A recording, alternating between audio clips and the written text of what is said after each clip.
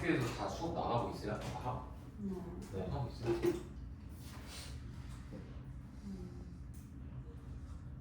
선생님 방금 풀어주신 거 약간 좀 어려운 문제가 방금 풀어준 거? 그렇게 학교 시험에 낼 수 있는 문제? 낼 수 있는 문제인데 왜냐면 킬러는 아니잖아 저게. 굳이 치면 준킬러인데 그래도 어려운 거니까 대부분 애들은 못 풀죠. 대부분 애들은 못 풀고 인강을 듣는 애들이나 조금 풀 수 있는 문제. 따로 수업을 들어가거나 보통 학교 수업으로만 공부하는 애들은 조금 못 풀어요 절대.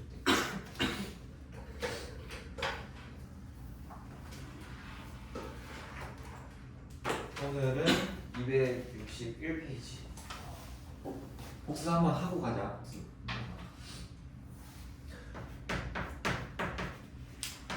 진화에 대해서 계속 얘기를 하고 있는데 진화가 뭐라 그랬었죠? 시간이 지나면서 유전자 바뀌어가지고 그치, 유전자가 바뀌는 걸 진화라고 해요. 근데 그 전에 이미 우리가 첫 시간에 적응과 진화라는 걸 배웠단 말이야. 적응이 뭐였냐면 자기가 처한 환경에 따라서 몸의 구조나 생활 습관 같은 게 적절하게 변화하는 거, 알맞게. 그 적응이라는 행위가 오랜 시간 동안 지속이 되다 보면은 뭐가 변화하는 순간이 와요? 유전자가 변화하는 시기가 오는데 그때를 우리는 두 글자로 진화라고 한다, 그렇지? 그래서 이제 자연선택설이다 이런 거 많이 했었는데 당연히 진화론이라고 해서 정확하게는 뭐라 그랬어요? 정확하게는 우리가 진화를 한 개체 상태로 보지 않고 집단 안에서 진화를 파악을 해야 된다 그랬잖아, 그렇지? 유전자가 변화하는 거라고. 유전자가 변화.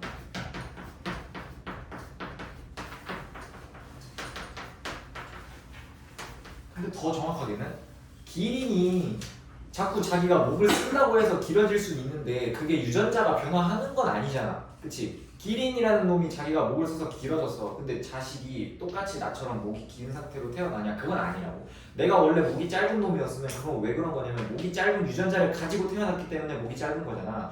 그러니까 기린이 목을 자꾸 써서 길어진다고 해서 내 자식까지 목이 길어지는 건 아니라 그랬죠. 그러니까 유전자는 안 바뀐다는 거야, 개체 하나로 봤을 때는. 근데 진화는 유전자가 바뀐다는 거 아니야. 그치? 개체에서는 목을 아무리 써봤자 목이 길어지는 건 맞는데 유전자가 안 바뀌잖아. 유전자는 어떨 때 유전자가 바뀐다는 게 뭐냐? 유전자가 변한다는 게 뭐냐? 집단에서 봤을 때, 어떤 개체군에서 봤을 때 어떤 한 유전 형질을 결정하는 유전자가 굉장히 다양해요. 이걸 두 글자로 변이라고 한다 그랬어. 너랑 나랑 혈액형이 다르잖아. 같은 종 내에서 하나의 형질을 결정하는 유전 형질이 서로 달라. 근데 환경이 변화했을 때 얘는 A라는 유전자를 가지고 있는 개체는 자연 선택된 거야. 굉장히 그 환경에 적합했어요. 얘는 도태됐어. 그러면은 이놈이 대부분 많이 살아남았을 테니까 이 집단 내에서 얘가 이제 대부분 개체가 많이 살아남았을 거고 짝짓기도 많이 했을 거고 결혼해서 자식도 많이 낳았을 거 아니야. 그러면 일반적으로 개체 수가 증가하겠죠. 어떤 개체 수? A를 가지고 있는 개체 수가 증가하겠지. A 유전자를 가지고 있는 개체 수가. 또 환경이 변화했어요. 그래서 얘는 마찬가지로 자연 선택이 돼가지고 잘 살아남았는데 얘는 두 개가 없어졌어. 그러면은 어떻게 돼? 얘가 더 많이 생길 거 아니야. 다음 세대에서. 이게 진화라고. 개체 하나하나로만 봤을 때는 목을 써봤자 목이 길어지는데 이게 유전자가 바뀌는 게 아니라니까? 그럼 유전자가 변화한다는 게 무엇을 말하는 거냐? 이 개체군 내에서 특정 유전자의 빈도 라지 A를 가지고 있는 개체의 비율이 많아진다. 또는 특정 유전자를 가지고 있는 개체의 비율이 적어진다. 이 유전자의 빈도가 변화하는 거를 진화라고 표현을 한다고요. 맞죠? 이해되니? 저번 시간에 했던 거. 네. 맞죠. 그래서 이거를 유전자 풀이라는 개념을 도입을 해가지고 유전자 풀이 변화하는 거.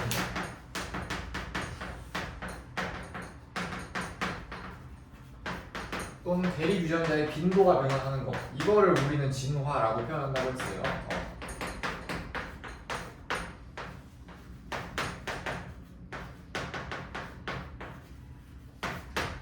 기억나시나요? 개체가 아무리 유전자를 바꾸려고, 환경을 바꾸려고 해봤자 목이 길어져봤자 유전자는 여전히 목이 짧은 유전자인 거야. 그래서 이 진화라는 카테고리를 관찰을 하려면 유전자가 변화하는 상황을 관찰을 하려면 집단 전체에서 봐야 이 상황이 해석이 될 거 아니야. 개체 하나만 봤을 때는 유전자가 때려 죽여도 절대 안 변하기 때문에 유전자가 변한다는 게 뭔 소리냐? 집단에서 이 특정 대립 유전자의 빈도가 세대를 거듭하면서 특정 유전자는 자연 선택돼가지고 빈도가 늘어나고 특정 유전자는 빈도가 줄어들고 이 빈도의 변화를 의미하는 거였다고. 그래서 유전자 풀이 변화할 수 있는 요인 4가지가 뭐가 있었냐면 첫 번째로 돌연변이, 두 번째로 자연 선택, 세 번째가 유전자 부동, 네 번째가 유전자 흐름. 이렇게 4가지 외워줘야 된다 그랬었죠. 2가지 했어요. 돌연변이가 뭐야? 염기서열 바뀌는 거. DNA 염기서열이 바뀌는 건데 그냥 심플하게 유전자가 바뀌는 거라고 해석해도 괜찮아요. 유전자가 바뀌는 걸 돌연변이라고 그래. 그 다음에 자연 선택. 얘는 앞에서도 계속 했죠. 처음에 고1 때부터 진화라는 건 설명을 할 때 이제 자연 선택으로 예시를 들어서 설명했던 거잖아. 근데 지금 유전의 개념이 확장되다 보니까 지금 다윈이 발표할 때는 유전 개념이 없었는데 진화라는 개념을 자연 선택으로 설명을 했었는데 유전 개념이 이제 생기다 보니까 사실 자연 선택 말고도 이제 진화를 유발하는 요인들이 굉장히 많이 있더라. 그 중에 하나가 자연 선택이었던 거고요. 유전적 부동. 그다음에 네 번째로 유전자 흐름. 너무 작아 이거. 큰 거 없나? 작은 놈들밖에 없네. 오늘 세 번째 할 거예요. 앞에서 두 번째까지 했었었죠, 맞죠? 유전적 부동이 뭐냐면 우연한 사건으로 인해서 대립 유전자의 빈도가 변화하는 거야. 지금 여기는 유전자 풀에 변화 요인을 쓰고 있는 겁니다. 이 4가지로 인해서 대립 유전자의 빈도가 변하는 거야. 유전자 풀이 변하는 거야. 근데 유전자 부동은 우연한 사건으로 인해서 대립 유전자 빈도가 변화하는 그 현상을 우리는 유전자 부동이라고 해요. 예를 들어서 이런 거야. 어떤 집단이 있었어. 개체군이 있었어. 라지 A를 가지고 있는 애들이랑 뭐 스몰 A를 가지고 있는 애들이랑 뭐 이렇게 있었다고 해볼게요. 근데 여기서 뭐 자연재해가 일어난 거야. 예를 들어서 얘네들이 살고 있는 지역에 또는 이제 뭐 인간들이 죽인 거예요. 이 개체들을 죽였어. 그래서 얼마 없어졌어. 이렇게 거의 다 죽였어. 그러면 이 집단의 유전자 빈도가 어떻게 돼? 유전자 비율이 어떻게 되냐면 스몰 A 2개 이렇게만 남았을 거 아니야. 대립 유전자 빈도가 변했어, 안 변했어? 변했단 말이야. 그러면 이거를 진화가 일어났다라고 해석을 하는 거예요. 근데 중요한 게 뭐냐면 이게 우연한 사건이라는 거야. 우연한 사건. 또는 이럴 수도 있어요.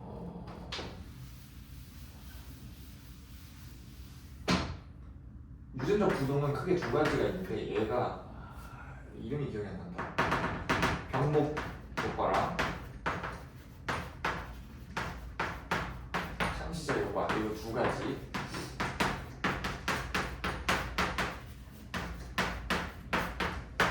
병목 효과는 아까 내가 설명했던 예시랑 똑같아. 갑자기 자연재해가 일어났거나 뭐 누가 인간들이 살생을 벌였거나 그래가지고 개체 수가 급격하게 줄어드는 거야.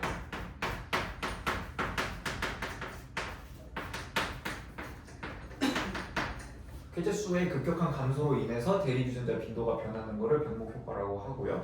창시자 효과는 뭐냐면 어떤 집단이 있었는데 이 중에 일부가 일부 개체가 이주를 하는 겁니다. 다른 쪽으로. 이런 식으로 일부 개체만 다른 집단으로 넘어오는 거야. 이거를 창시자 효과라고 불러요. 그러면은 여기 집단이랑 여기 지금 새로운 집단이 생겼지. 그래서 새로운 집단을 창시했다라고 해서 창시자 효과라고 부르거든. 새로운 집단이 만들어졌잖아. 그럼 여기는 스몰 a만 있으니까 여기에 있을 때랑 여기 지금 새로운 집단이랑 대립 유전자 빈도가 지금 다르죠. 그러니까 진화가 일어났다라고 해석을 하는 거라고. 근데 솔직히 좀 이해가 안 되지. 그냥 갔다가 옮기기만 했는데 진화가 일어났다? 말이 안 되잖아. 근데 어쩔 수 없어. 받아들여야 돼. 대립 유전자 빈도가 바뀌면 무조건 진화가 일어났다라고 해석을 하는 거예요. 물론 이거 자체가 진화는 아니지. 근데 진화의 첫 스타트라는 거야. 얘가 이런 과정이 일어나야 이런 과정들이 일어나서 대립 유전자 빈도가 변화해야 그 다음 스텝이 계속 일어나면서 진화라는 게 발생하는 거야.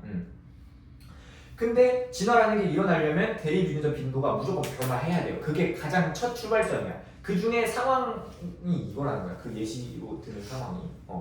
그래서 솔직히 이해가 안 가겠지만 그냥 몇 마리 갖다가 옮겼는데 이게 진화라고 말이 안 되잖아. 근데 이렇게 해석해야 된다니까. 대립 유전자 빈도가 변화하면 진화가 일어났다라고 해석을 하는 거예요. 그 중에 한 가지 상황일 뿐이야, 단지. 근데 중요한 거는 일부 개체가 이주해서 새로운 집단을 만드는 개념이 창시자 효과인데 그때 여기 원래 있었던 집단이랑 여기 집단이랑 그 의사소통이 되면 안 돼요, 서로. 그러면은 둘이 다른 집단이 아니게 되잖아. 서로 물물 교환하고 서로 왔다 갔다 할 수 있으면 그거는 두 개의 집단이 아닌 거잖아. 그러니까 이거는 조건이 지리적으로 격리가 되어 있어야 돼. 두 집단 사이에 지리적으로 격리가 되어 있어야 돼. 그러니까 남은 집단이 살아있냐 죽었냐 이거는 솔직히 관심이 없어요. 그냥 창시자 효과는 얘네들이 넘어와가지고 잘 살아. 다른 집단이 만들어졌어. 새로운 대립 유전자를 가진 집단이 만들어졌어. 근데 여기 원래 있던 집단이랑 서로 의사소통이 되면 안 돼요. 그럼 여기 있는 애들이 또 왔다 갔다 할 거고 여기 있는 애들이 새로 넘어오기도 할 거고 그럴 거 아니야. 그치? 그건 이제 창시자 효과라고 말하지는 않고 얘네들이 지리적 격리가 되어 있을 때만 유전적 부동이라고 한다. 아까 반 수업할 때는 이제 병목 효과에 대해서 좀 얘기를 했었는데 병목이 이제 병의 목이라는 뜻이거든요. 진짜로. 병이야. 병의 목이야. 목 부분. 그래서 여기 안에 구슬들이 왜 이렇게 있다. 그러면 랜덤하게 여기 안에 있는 구슬들 중에 몇 개만 꺼내는 거야. 병의 목이 지금 좁으니까 얘네들이 다는 못 빠져나와요. 일부만 빠져나오는 거야. 그래서 뭐 예를 들어서 빨간색 2개만 빠져나왔다고 해보자. 그럼 여기 있었던 집단이랑 지금 새로 만들어진 집단이랑 비율이 다를 거 아니야. 이런 현상을 병목 효과라고 하는데 진짜 우연한 사건에 의해서 내가 내 마음대로 전지적 작가 시점으로 빨간색 2개 뽑은 거 아니야. 그냥 진짜 우연하게 그냥 이렇게 쏟았는데 빨간색 2개가 나오는 거야. 이게 유전적 부동이라고. 진짜 우연. 이게 가장 중요한 포인트예요. 우연하다는 거. 왜냐면 문제에서 상황을 주고 이게 1번 상황인지 2번 상황인지 3번 상황인지 4번 상황인지 물어보거든. 구분할 수 있어야 돼. 가장 헷갈릴 수 있는 게 뭐냐면 만약에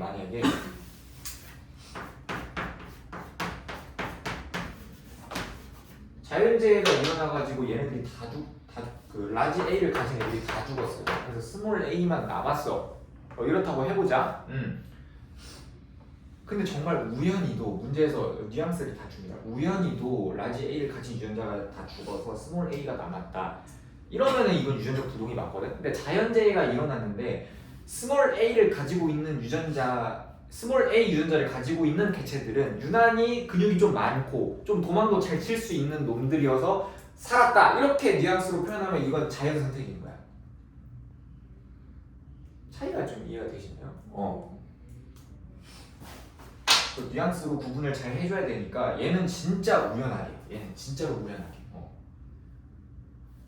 구분할 수 있는 게 얘는 자연 선택이니까 이놈은 예측이 가능하다고. 근데 얘는 예측이 불가능한 거야. 정말 우연하게 일어나는 거야. 예측이 불가능해.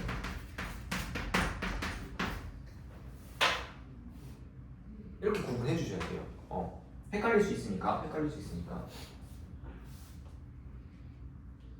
그래서 유전적 부동이라는 건 우연한 사건에 의해서 대립 유전자 빈도가 변화하는 현상을 유전적 부동이라고 하는데 병목 효과랑 창시자 효과가 있고 병목 효과는 자연재해가 일어나서 개체 수가 급격하게 줄어가지고 유전자 빈도가 변화하거나 아니면 창시자 효과 일부 개체가 다른 곳으로 이주를 해서 대립 유전자 빈도가 변화하거나 이거 두 가지가 있고요.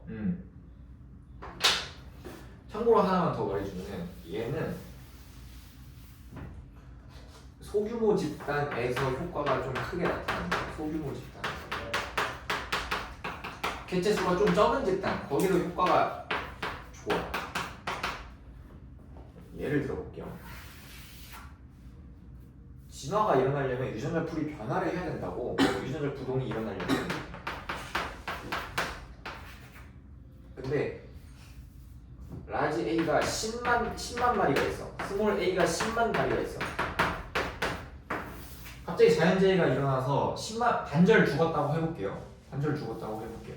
그러면 무조건 우연한 사건이 일어난다고 해서 진화가 일어나는 건 아니야. 대립유전자 빈도가 변화했을 때만 진화가 일어났다라고 해석을 하는 거야. 그러면은 보통 이렇게 개체수가 많으면 웬만하면 수학적 확률에 의해서 골고루 없어져요. 10만 마리가 없어졌다고 하면 확률적으로 생각을 해봐. 이렇게 없어질 확률이 굉장히 많다고. 그러면은 얘는 대립유전자 빈도가 안 변한 거잖아. 안 변하거나 좀 변해도 조금만 변화하는 거야. 그치? 진화에 대한 효과가 적다고. 근데 만약에 소규모 집단이야. A가 10개 있어. 스몰 A가 10개 있어. 그래서 대립유전 자연재해가 일어나서 스몰 A가 없어졌고 라지 A가 10개 남았다고 해볼게요. 이 경우는 솔직히 이 경우도 좀 일어나기가 힘들지만 충분히 가능성은 있어, 확률적으로. 근데 여기에서 10만 마리가 라지 A가 10만 마리가 다 죽고 스몰 A만 10만 마리가 남았다? 이거는 확률적으로 거의 불가능하지. 그러니까 소규모 집단일수록 대립 유전자 빈도가 변화하는 그 효과 자체가 굉장히 크다고요. 소규모 집단일수록. 개체수가 많으면 많을수록 웬만하면 수학적 확률에 의해서 이제 도달하기 때문에, 그래서 이 경우는 진화가 거의 안 일어나거나 일어나도 이제 큰 변화가 없거나 빈도에 이런 느낌인데, 얘는 충분히 이제 일어날 수 있다, 이 정도면. 근데 지금 이제 극단적인 상황을 예시로 들어서 설명한 거지, 무조건 우연한 사건이 일어났다고 해서 한쪽 유전자가 다 죽어야 되냐, 그건 아니에요. 그냥 빈도가 변화하기만 하면 진화가 일어났다고 해석하는 거야. 그냥 내가 상황만 이제 극단적으로 준 것 뿐이에요.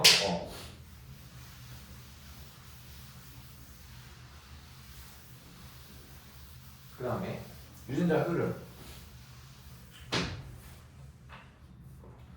얘는 뭐냐면 다른 집단에서, 다른 개체군에서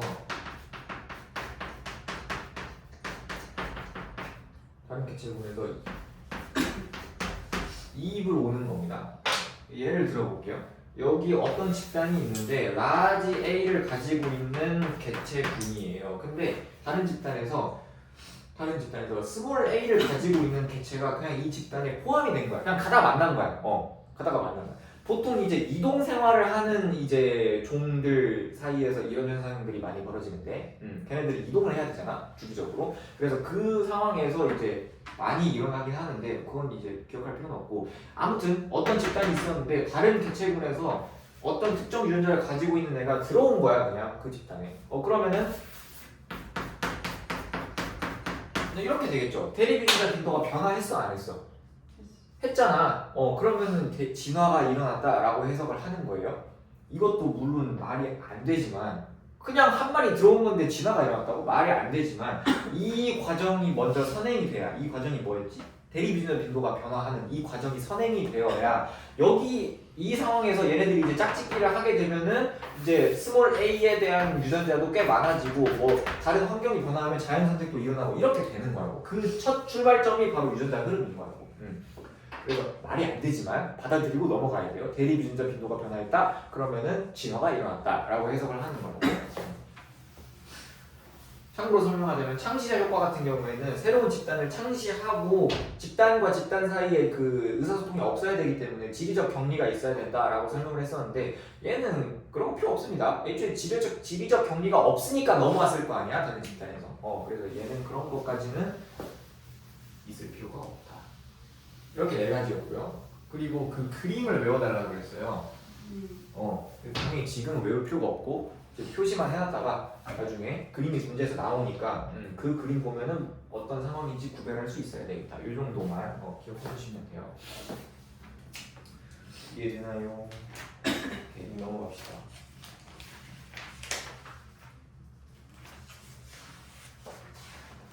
(270페이지) 이쪽 파트를 설명하기 전에 진화에 대해서 굉장히 자세하게 배웠고, 진화라는 과정이 굉장히 오랜 시간 동안 지속이 되면 이전과는 다른 종이라고 불릴 수 있을 정도로 아예 다른 생명체들이 나타난다. 이거를 뭐라고 했었냐면 종분화라고 했었거든요. 근데 약간 이상해. 진화라는 거는 그냥 단순히 유전자의 빈도가 변화하는 것 뿐이거든. 근데 진화라는 게 유전자 빈도가 변화한다고 해서 그리고 그게 오랫동안 지속이 된다고 해서 아예 새로운 종이 나타난다? 약간 연결이 안 되거든요. 대립 유전자의 빈도가 변화하는 거랑 새로운 종이 나타나는 거랑 뭔 상관이지? 이해가 안 될 수도 있으니까. 왜냐면 지금 여기 파트는 이제 뭐냐면 우리는 하나의 생물 종에서 시작했죠. 우리 개든 사람이든 고릴라든 침팬지든 그게 어떻게 지금 많은 종으로 분화가 되었는지를 볼 거거든. 그러려면 진화가 테마긴 해요. 진화를 통해서 종 분화가 된 건데 그게 연결이 되어야 된단 말이야. 물론 시험 문제는 안 나오지만 이해를 한번 해보세요. 진화 어떤 집단이 있었어요. 근데 이 집단이 두 개로 갈라진 거야. 두 개로 갈라졌어요. 같은 종인 집단이에요. 같은 종인 집단. 그 다음에 이 집단과 이 집단 사이에 지리적으로 완전히 격리가 되었다라고 생각을 해볼게요. 지리적으로 격리가 되었다. 그러니까 서로 못 만나는 거야. 아무런 의사소통도 없는 거야.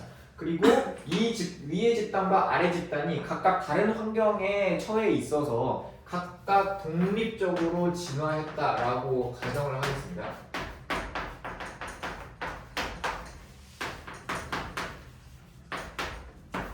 그러니까 서로 같은 종인데 집단이 두 개로 나눠진 다음에 서로 못 만나는 거야. 그래서 위의 집단은 위의 집단만의 환경이 있었을 거고 아래 집단은 아래 집단만의 환경이 있었을 건데 그 환경에 맞춰서 독립적으로 진화한 거야. 위에는 위의 환경에 맞춰서 이제 유전자 부동이나 뭐 유전자 흐름이나 돌연변이나 자연선택이 일어났을 거고 그 다음에 여기도 마찬가지로 독립적으로 이제 유전자 부동이나 환경에 따라서 유전자 흐름이나 이제 자연선택이나 이런 것들이 일어났을 거라고요. 이해되냐 여기까지? 그래서 각각 진화했어. 각각 진화하고 시간이 아주 오래 지나서 이 두 집단이 다시 만났다고 해봅시다.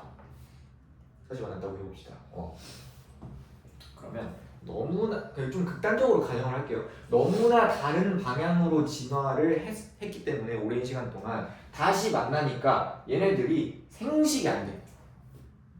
얘네들 사이에 생식이 안 돼. 생식적 격리라고 하거든요. 얘네들 사이에 생식이 안 돼. 자연 상태에서 얘네 둘이 결혼을 해서 이제 짝짓기를 하려고 하는데 짝짓기가 아예 안 되거나 짝짓기를 해도 생식 능력이 없는 자손을 낳거나 이런 상황들이 관찰이 되었다라는 거야. 현실 세계에서 진짜로. 물론 우리가 그 예시를 외울 필요는 없지만 시험 범위가 아니니까. 그럴듯하지 않습니까? 나눠졌어.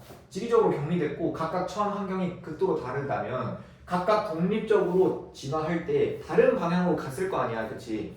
진화적 관계가 다른 방향으로 갔을 거 아니야. 오랜 시간이 지나고 만나니까 서로 너무 달라져 있는 거야.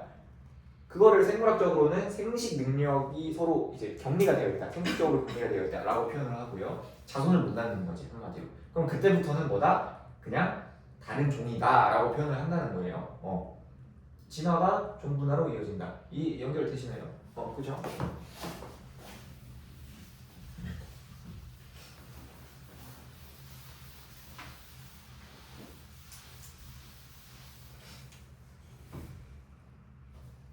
자, 270페이지 봅시다. 그래서 종이라는 게 굉장히 중요한데 왜냐면 생물의 가장 기본적인 이제 생물을 분류하는 가장 기본적인 단위거든요. 종이라는 게. 종은 처음에 이건 이제 소아과 원에 나왔는지 모르겠지만 형태학적 종과 형태학적 종, 생물학적 종 이거 두 가지로 나눕니다. 생물학적 종. 지금은 이 밑에 거를 많이 쓰는데요. 종을 분류할 때. 옛날에는 위에 거를 굉장히 많이 썼어요. 왜냐면 이제 개념이 별로 없을 때니까. 형태학적 종은 뭐냐면 그냥 보이는 대로 구분하는 거야. 보이는 대로. 개 있잖아. 개랑 이제 늑대랑 좀 가깝거든. 근데 개도 이제 종이 굉장히 많이 있죠. 개 중에서 이제 좀 늑대처럼 생긴 개가 있을 것이고 좀 개를 별로 좋아하지 않아서 치와와 같은 거. 치와와 같은 작은 애들도 있을 거 아니야. 걔네들은 늑대랑 좀 안 비슷하게 생겼지. 근데 이제 그 늑대랑 비슷하게 생길 개들도 있을 거 아니에요. 근데 처음에 형태학적 종으로 묶을 때는 치와와랑 좀 늑대처럼 생긴 개랑 그냥 늑대랑 비교하면 누가 더 가까워 보여 당연히. 늑대랑 이 개랑 가까워 보이잖아. 근데 그게 아니라고. 오류가 너무 많은 거야. 형태학적으로 나누다 보니까. 생물학적 종으로 나누는 거예요. 그럼 이건 정의가 뭐냐? 자연 상태에서 서로 교배를 했을 때 생식 능력이 있는 자손을 낳는 거예요. 자손을 낳을 수 있으면은 그때부터를 같은 종이라고 부릅니다. 자연 상태에서 교배를 했을 때 생식 능력이 있는 자손을 낳을 수 있는 서로 관계를 같은 종이다, 생물학적 종이다 이렇게 부릅니다. 그럼 같은 종이 아니면 아까 걔네들처럼 생식 능력이 없는 자손을 낳거나 아예 둘이 교배가 안 되거나 이런 경우예요. 뭐 예를 들어서 이거 있잖아, 말이랑 당나귀랑 교배하면은 노새라고 하는 애가 나오거든. 서로 다른 종이거든 둘이. 근데 무조건 다른 종이면 교배가 안 되는 거냐? 그건 또 아니에요. 교배가 되긴 돼. 될 때도 있어. 뭐 대부분은 안 되겠지만. 근데 말이랑 당나귀처럼 교배를 해서 노새라는 애가 나왔는데 이 노새는 생식 능력이 있어 없어? 없어요. 그러니까 이런 경우는 교배는 가능하지만 생식 능력이 없는 자손을 낳았기 때문에 얘네들은 같은 종이 아닌 거야. 보통 이제 이런 경우 말고는 대부분 교배 자체가 안 됩니다. 말이랑 당나귀는 좀 진화적으로 가까워서 그래요. 가까워서 교배 정도는 할 수 있는데 생식 능력이 있는 자손을 낳을 수는 없다. 다른 종이기 때문에.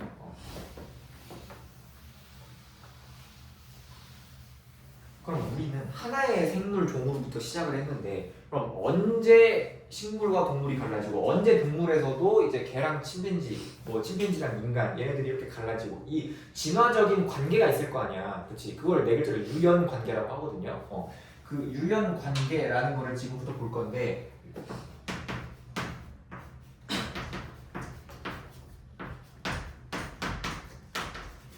그게 이제 계급입니다. 유연 관계를 추적하는 계급. 종속, 과목, 강목.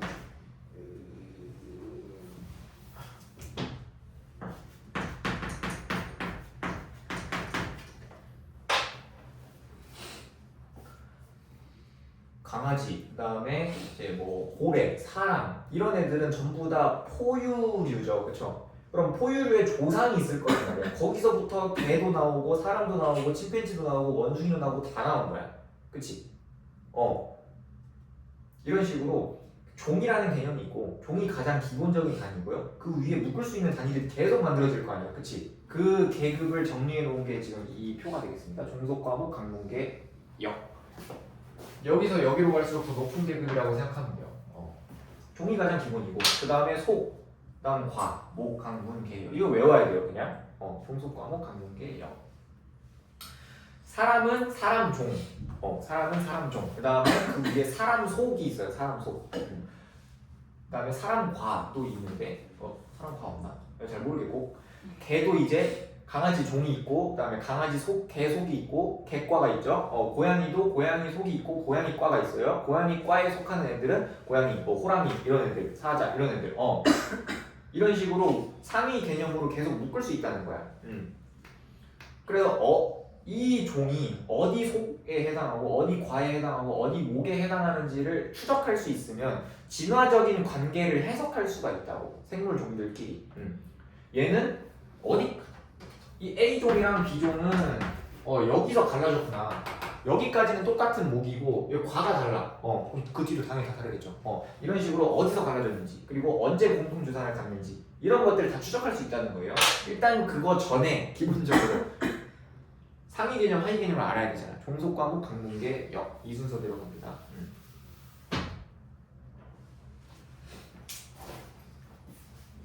약간 뭐라고 해석하면 되냐면 얘가 그 주소랑 비슷해요. 주소 개념이랑. 전라북도, 부안군, 뭐 상서면 저기 길 시청사지구 문제. 내 집 주소인데. 아무튼 그래서 문제에서 헷갈릴 수 있을 만한 게 뭐냐면 어떤 A종이랑 B종이 같은 목이야. 그러면 과는 똑같을까 안 똑같을까?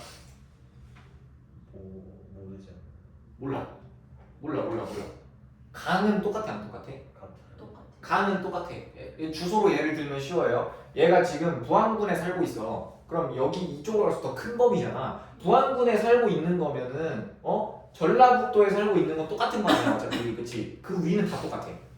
근데 부안군에 사는 애인데 누구는 이제 저기 군청 쪽에 살고 누구는 저기 이제 라온 쪽에 살고 이건 다를 수 있는 거잖아요. 더 작은 범주로 갈수록 이제 갈라질 수 있는 거고 이 기준에서 똑같으면 그 앞에 큰 범주까지는 그냥 다 똑같이 바뀌는 거야. 맞죠? 개랑 사람이랑 당연히 다른데 포유류의 조상에서 묶일 거 아니야, 그렇지? 척사 동물분에서 묶이겠죠. 여기서 묶이면 그 뒤는 다 똑같다고. 아니다, 포유강에서 묶이구나, 지동이요. 포유강에서 묶이면 그 위에 다 똑같은 거야. 예시를 들어서.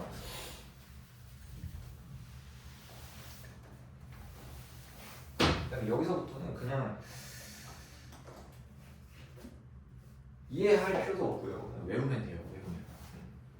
그다음에 학명 있습니다.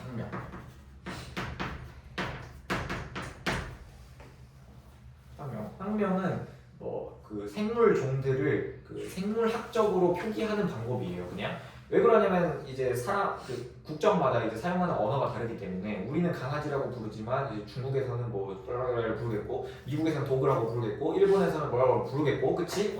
그러다 보니까 학회 같은 데에서 생물학회에서 이제 공통된 언어를 쓰자. 개라는 거를 지정하는 공통된 이름을 쓰자. 그게 학명이야. 얘는 그냥 어떻게 표기하는지만 알면 돼요. 지금 외울 필요도 전혀 없고.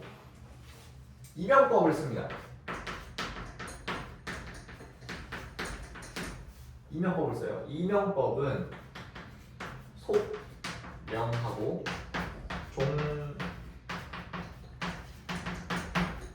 속명과 종소명. 종소명이 뭐냐면 종명이에요. 그냥 다른 말로 종명. 그다음에 명명자의 이름.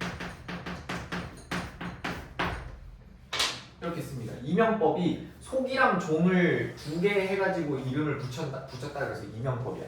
두 개 썼다 그래서. 왜냐면 종 이름만 써도 사실 상관이 없는데 종 이름만 쓰면 서로 이름이 같은 애들이 너무 많아서 속까지 써준다라고 생각을 해주시면 돼요. 좋아요. 그래서 속명과 종소명, 종명이랑 똑같은 거야. 왜냐면 얘를 묶어서 그냥 종명이라고 부르거든요. 그러니까 헷갈리지 말라고. 학명에서 쓰는 이제 종의 이름은요, 속명과 종소명을 쓰면 되고 뒤에 명명자는 뭐냐면 이 이름을 누가 갖다 붙였냐 그 사람 이름을 써달라는 거야. 근데 얘는 생략이 가능해요. 그냥 외우면 돼. 어떻게 표기하는 거구나 외우면 돼. 그 다음에 얘네 두 개는 이탈리체로 씁니다. 이탈리체가 뭐냐면 이렇게 기울여서 쓴다는 뜻이야. 글자를 기울여서 써주고요. 그 언어는 뭘 쓰냐면 라틴어로 써요.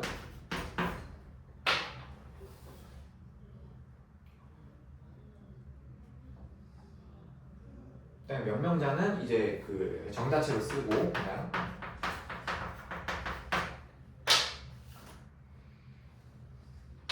그 다음에 속의 가장 큰 글자는 대문자로 써주고 종의 가장 앞글자는 소문자로 써주고 명명자는 사람 이름이니까 앞글자를 대문자로 써줍니다. 그냥 외워야 돼. 어쩔 수가 없어. 그치? 그냥 표기 방법이고 약속이니까 외워야 돼요. 그냥. 사람의 그 종명은 호모 사피엔스거든. 그 호모가 여기 속명이고 사피엔스가 여기 종소명에 해당하는 거야. 이런 느낌으로 불러준다라는 소리예요. 그 명명자는 뭐 린네라고 써져 있는데 린네가 명명자고 이 이명법을 제시한 사람이 린네라는 과학자야. 근데 명명자를 생략하는 이유는 보통 이 사람이 이제 이명법을 제시했기 때문에 명명자의 거의 모든 이름에 다 린네가 들어있거든. 그래서 이거는 그냥 생략해서 씁니다.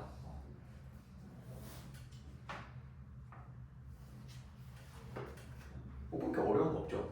그냥 외우면 돼. 이명법을 쓰고 종명은 속명과 종소명. 종소명이 그냥 종명이에요. 속명과 종소명. 그다음 명명자. 여기 속명과 종소명은 이탈릭 젤 라틴어로 기울여서 쓰고 그다음에 여기는 정자체로 쓰고 처음에 대문자, 종소명은 소문자. 얘는 사람 이름이니까 대문자로 쓴다. 끝났고 개통수 들어갑니다. 오른쪽 페이지.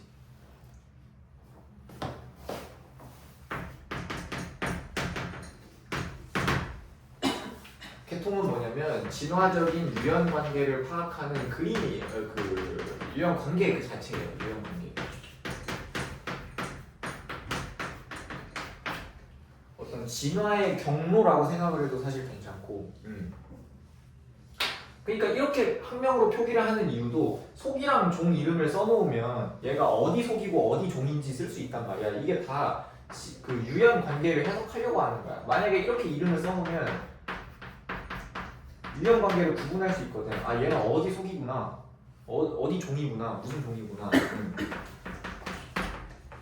그러면 어떤 종 두 개가 속명이 같으면 아 얘는 같은 속이구나.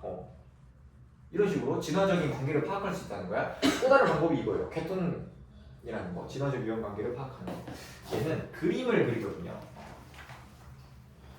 그거를 개통수라고 불러요. 나무 숫자 써가지고 약간 나무 가지처럼 이렇게 그림을 그리는데 이런 거야.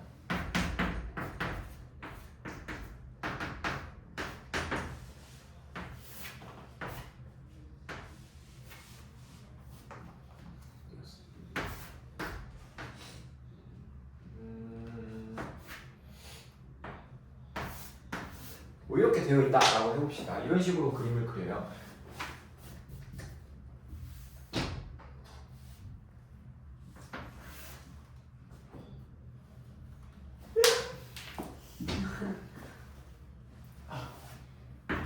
이렇게 나무 가지처럼 뻗어 나가는 거야. 그러면 이때 봐야 될 점은 뭐냐면 여기 요 부분이에요. 뭔가 가지가 갈라지는 부분. 여기를 우리가 뭐라고 부를 거냐면 이제 분기점이라고 부를 겁니다. 분기점. 이 분기점에는 뭐가 있다는 뜻이냐면 공통 조상이 있다는 뜻이거든요. 해석을 이렇게 하는 거야. 공통 조상이 A와 B의 공통 조상이 있었고 이 여기로부터 A랑 B가 갈라졌다 이렇게 해석하는 거야. A랑 B는 이제 종이에요, 종. A 종과 B 종이 갈라졌다. 그리고 그 종의 공통 조상이 여기 있었다. 여기도 마찬가지로 C와 D의 공통 조상이 있었고 어느 시기에 C와 D로 갈라졌다 이렇게 해석하는 거야. 이해 되나요? 그 다음에 문제에서 어떻게 나오냐면 여기 특징들을 다 써봅니다. 특징 디귿, 리을, 여기 뭐 기억, 니은, 시옷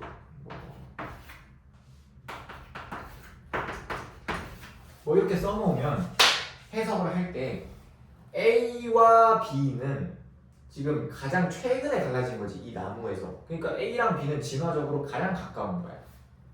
이렇게 해석하는 거고 C와 D도 지금 가장 최근에 갈라진 애들이니까 C와 D도 가장 가까운 거예요. 지금 진화적으로 관계가. 문제에서 이렇게 물어보거든. B는 A와 C 중에 누구랑 더 진화적으로 가깝냐 이렇게 물어보거든. B는 A와 C 중에 누가 더 진화적으로 가깝냐. 그럼 얘는 A랑 가장 최근에 갈라졌고 B와 C는 언제 갈라졌냐면 아예 여기서부터 가지가 갈라진 거지, 그치? 그러니까 얘는 굉장히 오래전에 지금 나눠진 거예요. 그러니까 누구랑 더 가깝다고 얘기해줘야 돼? A랑 더 가깝다 이렇게 얘기해줘야 되는 거죠. 마찬가지로 C는 D와 B 중에 누구랑 더 가깝냐 그러면 얘랑 가장 가깝고 그 다음에 B랑 가깝다 이렇게 얘기해줘야 돼. 그러면 C는 D와 F 중에 E 중에 누구랑 더 가깝다라고 대답해주면 돼요. 2랑 더 가깝다고 생각해주면 돼. 언제 가지가 갈라졌는지 그게 굉장히 중요하단 말이야. 위로 올라갈수록 최근인 거예요. 위로 올라갈수록. 그러면 C랑 E는 지금 이렇게 가지가 지금 두 번 갈라졌고 얘는 이거 갈라지기 전에 이미 갈라져 있었잖아, 그치? 그러니까 얘가 더 진화적으로 먼 관계인 거야. B랑. 해석하는 방법이 이해되십니까? 그 다음에 이거 기억님 디귿 써놨죠? C와 D의 공통된 특징이 뭐냐 이렇게 물어보거든요.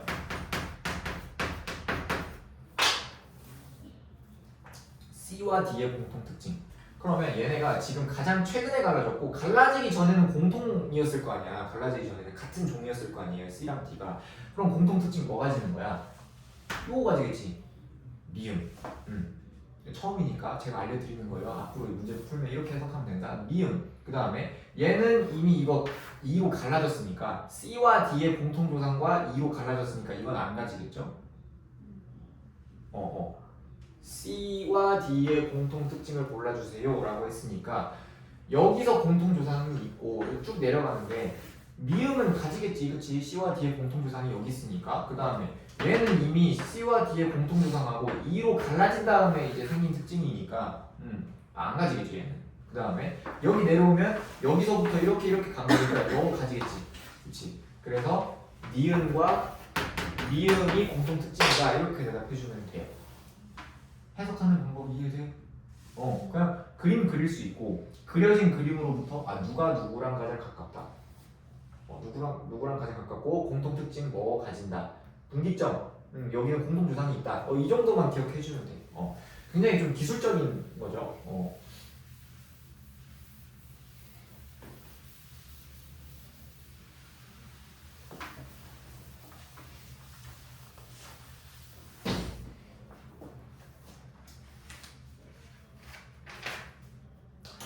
자, 넘어갑시다. 270페이지.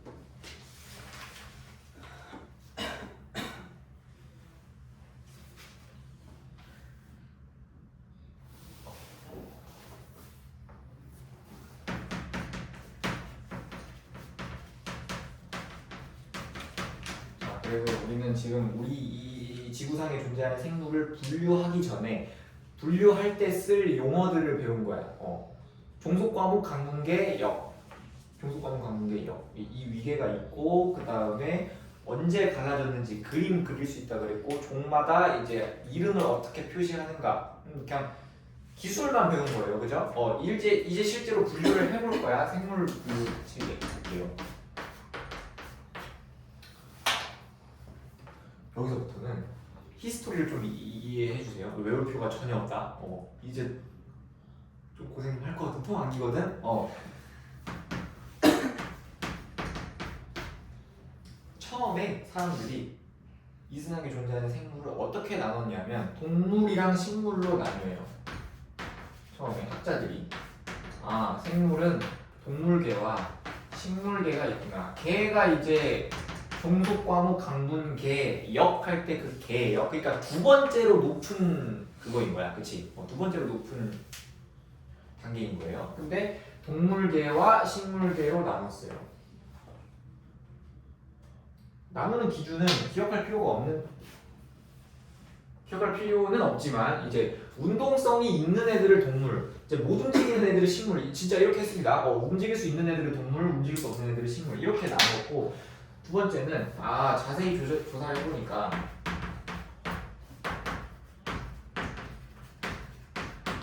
동물하고 식물하고 원생생물이라는 게 있더라. 원생생물 앞에서 봤죠. 원생생물.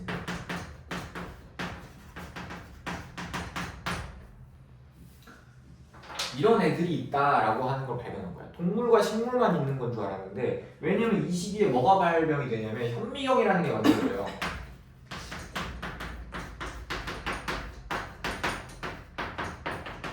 그러니까 우리가 방어작용에서 봤던 그 원생생물과는 정의가 약간 다릅니다. 지금 예전 정의이기 때문에 처음에 어떻게 히스토리적으로 어떻게 지금 바뀌어왔냐 지금 체계로 이걸 배우는 건데 현미경이 이때 만들어집니다. 그래서 동물이랑 식물이 있는데 미생물들 걔네들도 생물이잖아. 미생물들을 그냥 퉁쳐서 원생생물이라고 칭합니다. 미생물들. 왜냐면 현미경이 발달했으니까 조그마한 생물들도 보게 됐을 거 아니에요. 그래서 그런 애들을 우리가 원생생물계라고 하자. 원생생물이라고 하자. 그래서 동물계, 식물계, 원생생물계 이렇게 세 개의 계로 나뉩니다. 그 다음에 조사를 또 해보니까 아니다. 동물이라는 게 있고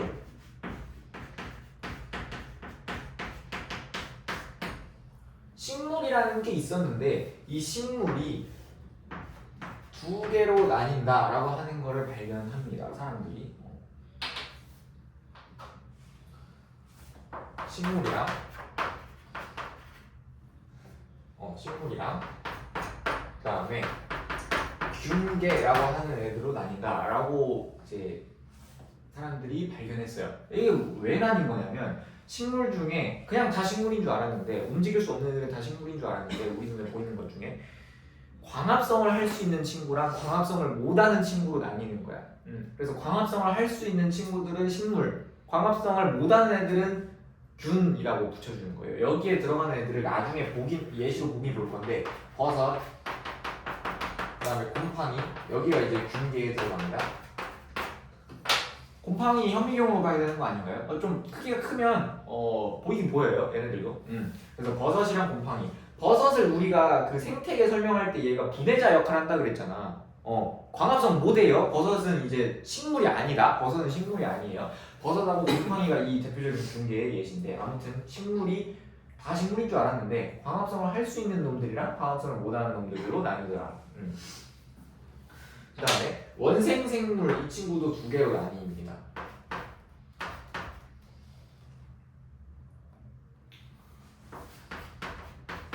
원생생물과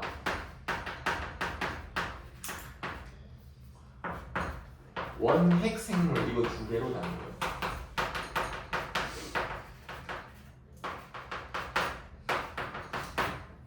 원생생물은 이제 핵이 있는 애들, 핵막이 있는 애들. 핵막이 있는 애들 원생생물이라고 안 하거든요. 진핵생물이라고 하잖아요. 그쵸? 우리 방어장님 할 때 배웠잖아. 아직 정의가 이제 깔끔하지 않아서 그래. 깔끔하지 않아서 그래. 원생생물과 원핵생물로 이거 두 개로 나뉘었는데 미생물들을 조사를 해보니까 핵이 있는 애들이 있고 핵 세포 안에 유전 물질을 보관하고 있는 핵이 있는 애들이 있고 핵이 없는 원핵생물이 있구나라고 하는 걸 발견한 거예요. 그래서 핵이 있는 애들이랑 핵이 없는 애들로 나뉜다. 옛날에 고3 교과서에 있었을 때는 이것도 이제 썼거든요. 전자현미경이 발달을 해서 핵이 있는지 없는지 관찰을 할 수 있었다는 거는 전자현미경 정도의 수준이 발달했다는 거거든.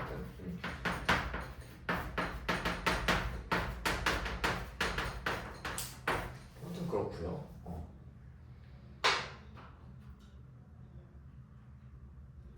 그 다음에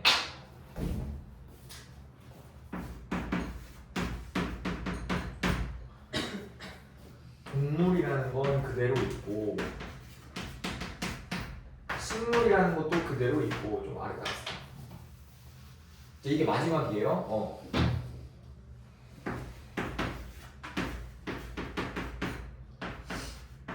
동물이라는 게 있고 식물이라는 게 있고 균이라는 게 있고 원생생물이 있는데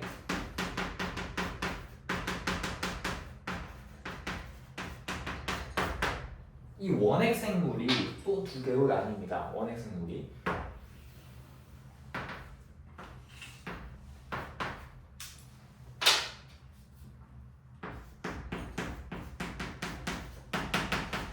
진정세균하고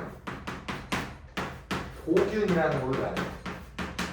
옛날에는 고세균이라고 불렀었는데 지금 이제 말이 바뀌었으니까 고균이라고. 진정세균이랑 고균이라는 걸로 나뉩니다.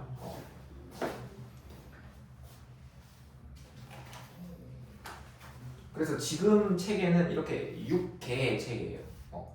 6개 체계, 동물계, 식물계, 균계, 원생생물계, 진정세균계, 고균계 이렇게 6개.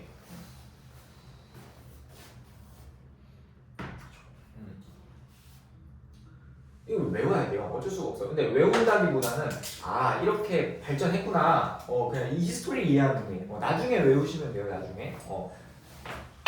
그러고 나서 보니까 얘네들은 약간 비슷해. 그다음에 이거 밑으로 바꿨어요.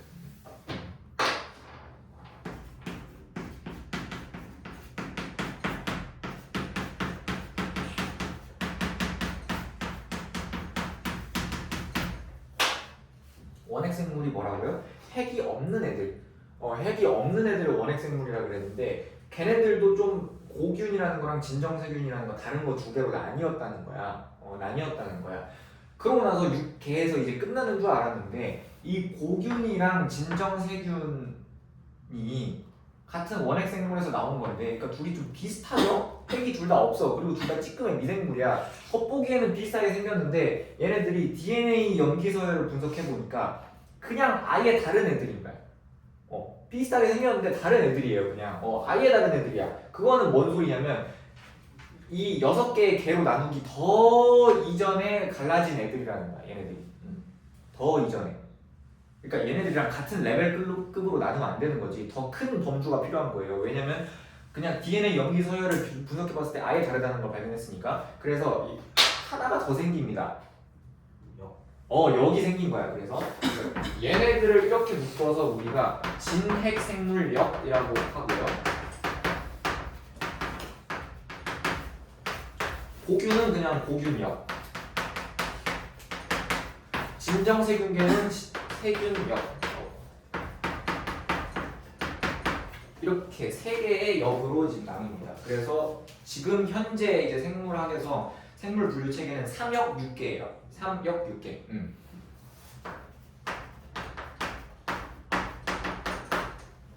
3역 6개. 동물계, 식물계, 균계, 원생생물계. 얘네들은 처음에 원생생물계가 그냥 미생물 퉁쳐놨었는데 핵이 있는 애들이랑 핵이 없는 애들로 나뉘었었잖아. 그래서 여기까지는 핵이 있는 애들, 그걸 우리는 진핵생물이라고 불렀죠. 그래서 진핵생물역이라고 나누고, 원래 6개에서 끝내도 되는데 지금 DNA 염기서열을 분석해보니까 아예 그냥 다른 애들이야. 얘네 둘이 너무 달라. 그거는 이렇게 6개로 나누기 전에, 그 이전에 훨씬 이전에 얘네들이 분리가 되었다는 거예요. 공통조상으로부터. 그래서 그 위에 단계가 하나 더 생겼다고 기억해 주시면 되고, 여기는 그냥 고균, 여기는 세균역 이렇게. 그래서 지금은 3역 6개 체계다. 3역 6개. 이거를 기억해 주시면 됩니다.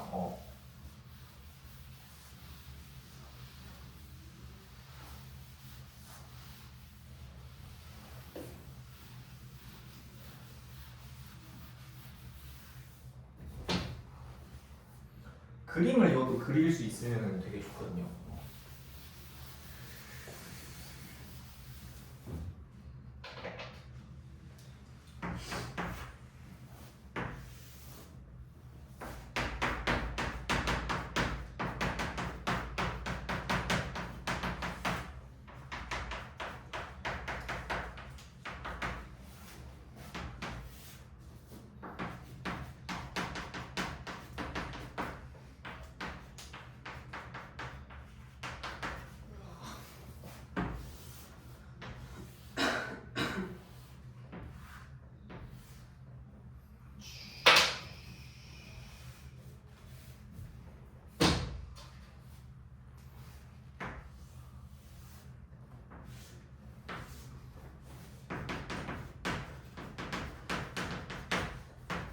그림을 그려주시면 이렇게 돼요. 물론 이게 개통수라고 부르진 않습니다. 개통수라고 부르지 않고 그냥 나무 그림이야. 나무 그림인데, 식물계, 여기에 동물계가 있고요. 여기가 균계. 지금 몇 시 몇 분이죠? 37분이요. 10시? 네. 10시 37분. 그림을 그려주시면 이렇게 돼요. 여기가 세균역이고요. 거기 그림에 나와 있는 거랑 똑같아요. 고균역이고요. 그 다음에 여기가 이제 묶어서 진핵생물역 이렇게 되는 거야. 그럼 공통 조상이 있었어. 우린 하나의 생물에서 시작했어. 공통 조상이 있었는데 먼저 여기로 이렇게 갈라집니다. 잠깐만, 이렇게 그리면 안 돼. 그렇다.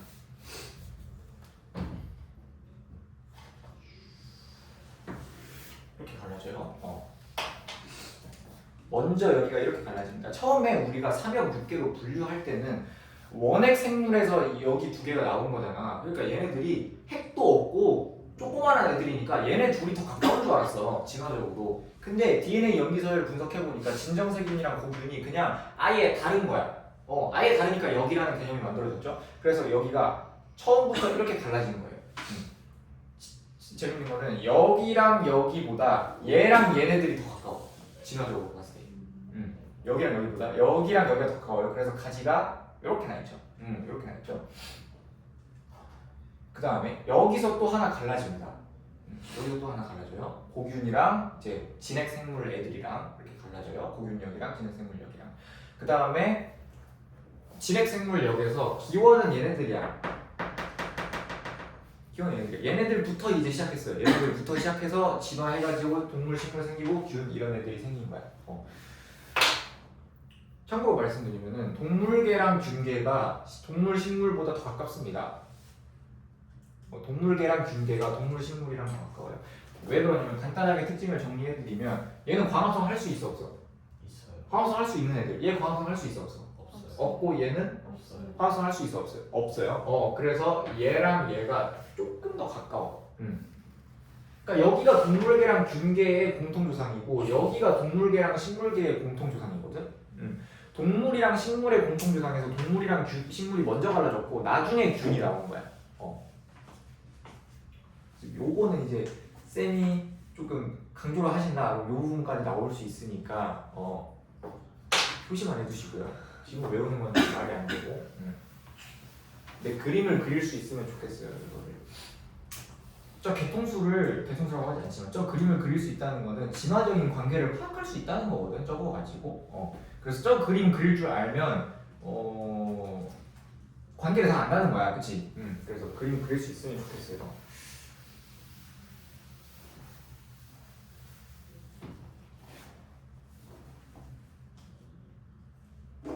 이제 뭐 할 거냐면 이제 수업은 오늘 끝내고 이제 더 못해요. 여기서 할 거면 이제 밤 1시까지 해야 돼요. 이제 뭐 할 거냐면 여기 남은 개들 있잖아. 각각 특징이 뭔지 외워야 돼. 진정세균계는 거기 오른쪽 페이지에 겁나 자세하게 써져 있죠. 그게 각 개들이 가지고 있는 특징이에요. 그래서 진정세균계는 어떤 특징을 가지고 있고 고균계는 어떤 특징을 가지고 있고 원생생물계, 식물계, 균계, 동물계는 어떤 특징을 가지고 있는지 볼 거고 그 다음에 더 뒤로 넘어가서 식물이랑 동물은 식물이랑 동물이 조금 이쪽 파트에서 좀 중요하게 여겨지거든요. 그래서 동물이랑 식물을 굳이 더 파봐요, 문제에서. 그래서 그거에 대해서 더 자세하게 배울 겁니다. 현형동물, 양치동물, 관형동물 너무 많아요. 지금 당연히 외우는 건 아니겠죠. 그래서 사실 고민을 많이 했어요. 여기 부분을 그냥 뭘 외워야 되는지 딱딱딱 설명을 해준 다음에 이대로 끝낼까? 아니면은 어느 정도 어떻게 진화가 되어 왔는지 히스토리를 좀 설명해 준 다음에 외워야 될 거는 그냥 이 부분에서 나오니까 정리만 해주세요 하고 끝낼까 고민을 많이 했는데 지금 어차피 이거 외우세요 이렇게 알려주는 것보다는 그래도 어느 정도 진화가 어떤 방향으로 이루어져 왔는지 히스토리를 알려주고 나서 그냥 찝어주기만 하는 게 너네들이 나중에 공부하기에는 더 나을 것 같아서 저만 열심히 떠든다는 소리죠 이제. 제가 다 이제 진화적인 관계를 어느 정도 설명하면서 갈 거고, 너네들은 이제 요 관계를 잘 이해해뒀다가, 근데 이제 필기본에는 자세하게 정리가 되어서 나갈 거예요. 이 부분에서 특히 잘 나오고 이런 특징을 가지고 있다는 거 외워야 되고 이거를 다 깔끔하게 정리해서 보내드릴 테니까 나중에 공부할 때는 그걸 참고해서 외우시고 이제 우리 수업 때는 이제 다 알려주진 않는다는 거예요. 수업 때 제가 설명하는 거는 히스토리 위주로 이제 설명하면서 마무리하는 걸로 합시다. 진짜 거기 자세하게 하려면 죽을 수도 있어. 그래서 일단 오늘은 여기까지 하고